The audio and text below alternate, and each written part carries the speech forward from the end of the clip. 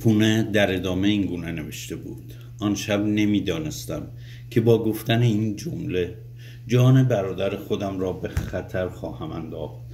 و او با نزدیک شدن به شما به خیال آنکه در یافتن روباه یاریتان خواهد کرد جان خیش را قمار خواهد نمود.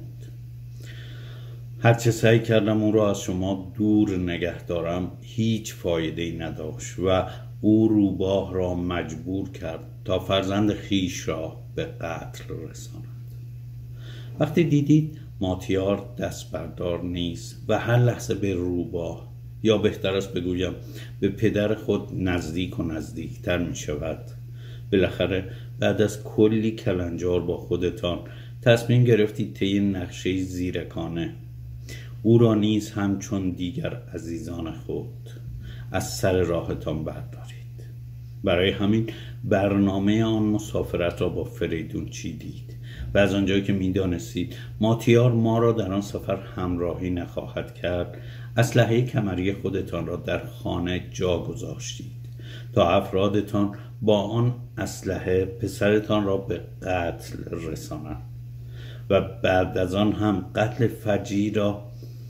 یک خودکشی نشان دادید که نوجوانی بیمار و افسرده به دلیل مشکلات روحی و روانی اقدام به آن نموده است. اما پدرجان، کشتن برادرتان و یا همسر و بهترین دوستانتان و یا از همه مهمتر جگرگوشه تان، همه و همه را پذیرفتم، چرا که در کتب تاریخ و سرگذشت پادشاهان و حاکمان چنین خوانده بودم که حاکمان برای دست یافتن به قدرت حتی عزیزترین کسان خود را کشتند. اما اینکه شما چگونه حاضر شدید، چگونه توانستید ماتیار را که می گفتید بعد از او زندگی برایتان ممکن نخواهد بود به قتل برسانید، سالهاست برایم سوال است. یک انسان شاید به خاطر باورها، اصول، عقاید، تفکراتی که فکر میکنه درست باشن و یا شاید هم واقعا درست باشن حاضر به جنایت بشه، حاضر بشه عزیزترین کسان خودش رو از سر راهش برداره. اما اینکه یک انسان که نه، یک حیوان حاضر بشه به خاطر دست یافتن به قدرت و ثروت بیشتر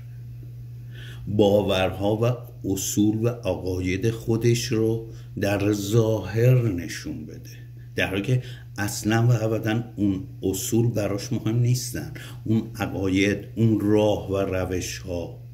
اصلا براش اهمیتی نداره، بلکه فقط و فقط خواسته خودش، یعنی دست یافتن به قدرت باعث میشه که دست به جنایت بزنه. این دیگه پیروی از یک روش، یک اصل، یک باور نیست. این رذالته، این فرومایگیه، این پست فطرت بودنه و روباه یک انسان پست فطرت رو نشون میده، یک انسان فرومایه که در گفتار، در حرف، در ظاهر میگه به خاطر اصول، به خاطر عقاید، به خاطر باورها، به خاطر راه و روش درست دست به چنین جنایتی زدم، ولی اصل این نیست. این فقط یک دروغه برای فریب کاری.